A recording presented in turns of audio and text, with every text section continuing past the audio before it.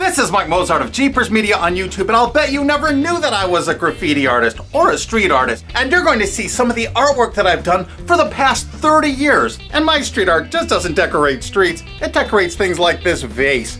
And I call a lot of these things reversos because there's secret artwork on the other side.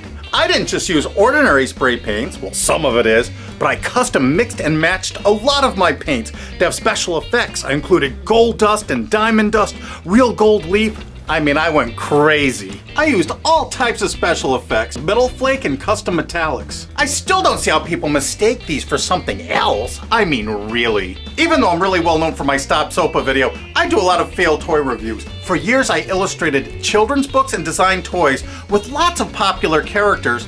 Not these, because these aren't the characters. That's not the Roadrunner. It's obviously a duck-billed dog-a-kiss.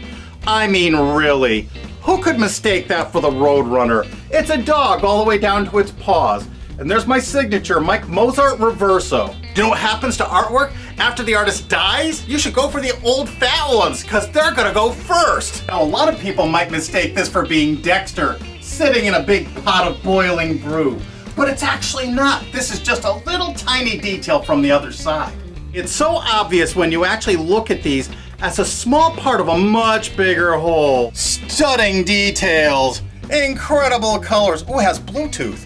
And this one includes the words 3D vision because this is color shifting paint.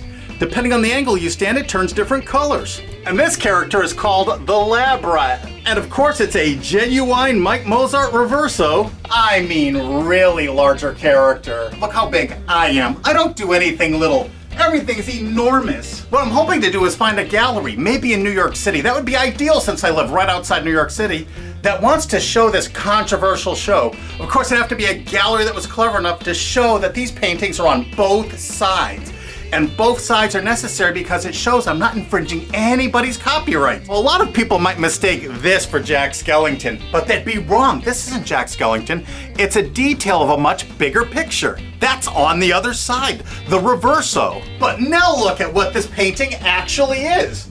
This is the big copyright jackass. I mean, really. Who would mistake that for Jack Skellington now? And I'm not the unknown artist. Search Mike Mozart in quotations on Google. There's a million hits for me, or my company JeepersMedia. And my next Mike Mozart Reverso is one of the orneriest, craziest, shooting up characters in the whole world. It's not actually Yosemite Sam. How could anyone mistake You Duck You Miss for Yosemite Sam? And what do we have here? No, it's not Waldo, or Wally, depending on where in the world you are. But a lot of people make that mistake. I can't understand why. But if you look at the other side, it's obviously the Santosaurus. I mean, what else could that be? This is obviously not Marvin the Martian, and I use lots of found real objects that would have been found outside on those original brick walls. I still can't see how people mistake these for something else. I mean, really. That's actually a gigantic butterfly. Of course. How could anybody get that wrong? We need to save fair use because this is commentary on the big media companies and how they're trying to silence you. So copyrights now are the beast. And on the Reverso part, I use paint markers, sometimes I use spray paint, but the boards are always prepped with crazy backgrounds before I start. Do you think I should just do my YouTube videos and do these paintings and just retire? This is a continuation of the street art that I was doing in the 1970s and 80s. I was doing it before it was popular. I created a lot of these samples way back then. And what happened is the galleries at the time said, no one's gonna buy graffiti art. You can see it in the streets for free. And then Keith Haring came out and made street art very popular. But by then I was illustrating children's books and designing toys, and I had a family, and I didn't have the time anymore to put into my artwork, but now I do. And now I have a reason, just to show the hypocrisy of these people. All of this artwork is fair use, absolutely. All of my works of art are two-sided commentaries on the hypocrisy and ridiculous copyright laws we have now that are being manipulated by big media companies that'll claim they own the tiniest shred of media. And one of my favorite street artists and good friends is Alec Monopoly. He's a brilliant artist of the Monopoly guy, and he uses him in lots of very critical commentary and social ways. He made this shirt for me when I was visiting him at Alki David Studios. And of course, Alex signed it everywhere, as he normally would, and the cuffs. Hey, this is not Eric Cartman. I mean, a lot of people would mistake that for Eric Cartman, but it is definitely not. especially when you see the other side. Just one small piece of a much larger picture, the pterodactyl, another Mike Mozart Reverso. That's obviously a dinosauric creature. Now this isn't what you think it is. This is not Raphael. No way. This is just another little detail of a much bigger picture. Obviously a big swamp alligator. There is no way you could confuse that with Raphael.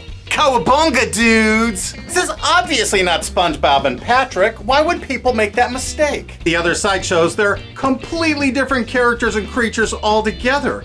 It's a big pink sea anemone and some weird undersea fish being attacked by an even bigger fish. And Mike Mozart's Reversos aren't just graffiti art on wallboard, they're also incredible vases. They're also, this is not Scooby-Doo. If you saw the other side, you would see it's not. This is another Mike Mozart free to re-upload anywhere on the internet you wish video, or you can click this remix button under the screen and you can re-upload it to your channel and the views will count on your channel. How can you beat that? Help me spread the word. Mike Mozart Reversos are also on a lot of antique clocks. I especially like the original George Nelson clocks for Herman Miller. I turn them all into Reversos. This is one of my next projects. And this beautiful vintage Danish modern clock by Humanoff Design is going to become another Mike Mozart Reverso. I hope you enjoyed all this artwork. You're welcome to share this video anywhere on the internet or hit that remix button under the screen and share this with your friends on your own channel. I also made a lot of pictures. I made over 120 of these. Most I've given away. I still have at least 27. That's my homage to Keith Haring, which I was very proud of. I made that in 1990 and really loved it. And here's a little bit closer look at the Keith Haring picture. I used all kinds of, what at the time, revolutionary painting techniques. And I kept a little leather-bound book and I kept track of all those techniques. And I'm going to bring them all back in a lot of new pictures. So please, share this video anywhere you can. If you know someone who owns a gallery, great. Send them a link to this. I really appreciate it. Thanks again.